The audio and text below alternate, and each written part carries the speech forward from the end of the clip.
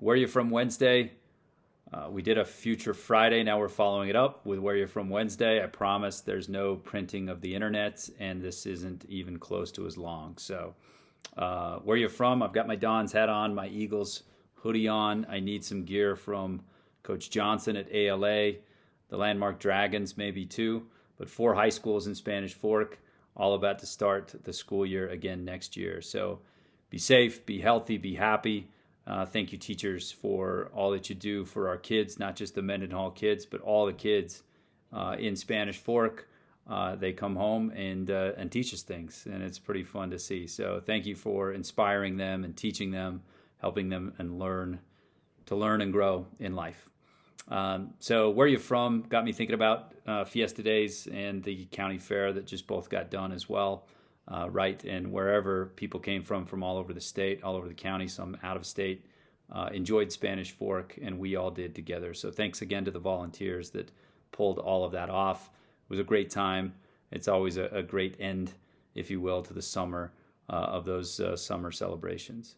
I've got the website, Spanish Fork website, here behind me pulled up, and I've seen a couple things on social media about surveys. You can get to those surveys from the website. If you go to residents and then you scroll down to surveys, you'll be able to click on those surveys, a couple of highlights about those surveys from 2021 that went out to residents and the respondents. A couple of slides show that like 72% of Spanish Fork residents feel that Spanish Fork is headed in the right direction.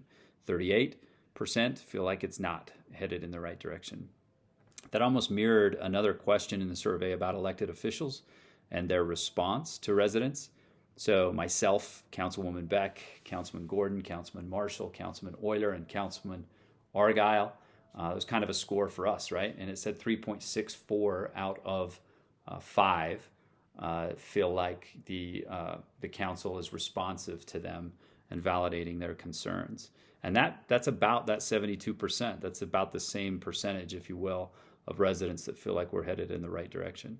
And obviously we know that's never going to be 100%, but boy, we always want to do better. So if there's anything that you come across social media wise or just in circles wise, speaking to each other, that doesn't quite sound right about the Spanish Fork that you know, please feel free to reach out. Ask myself, ask the council members. That's what we're here for. We're here to find out information for you.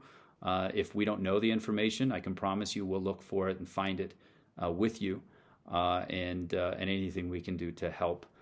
We are certainly in the game of helping each other in this community. So again, where you're from Wednesday, it doesn't matter where you're from.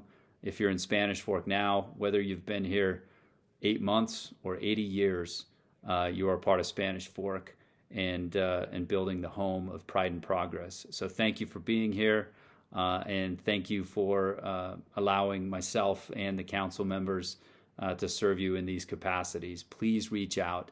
Again, we don't have partisan races in Spanish Fork as far as local elected officials. So whether there's a D or an R next to your name really doesn't matter, because there's not a D or an R next to the pothole. It just needs to be fixed. And that's what we're in it for as elected officials. So please feel free to reach out, and we'll get back to you via email, text, phone call, face-to-face, whatever works. Please feel free to reach out if you have any questions. Thanks. And where you're from Wednesday, we'll try to follow it up with another Future Friday in the future. Thanks.